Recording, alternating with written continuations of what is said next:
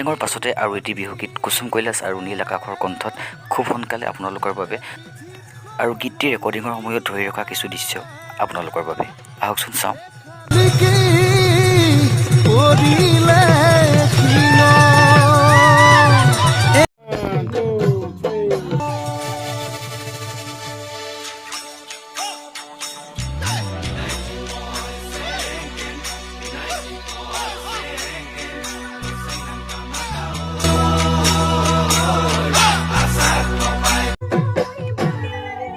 Sengkamo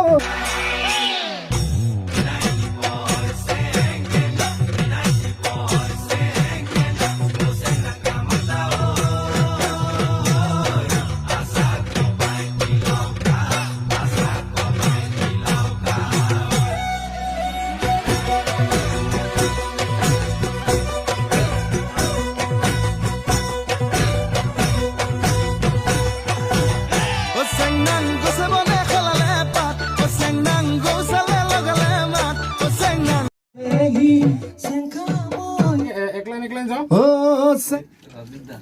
মই দিয়া নাই দেই মই মাইক্ৰফোন ফিটিং কেলে নহয় না পানী যোৱা যোৱা যোৱা ফিল্টাৰ এচি অফ কৰিলা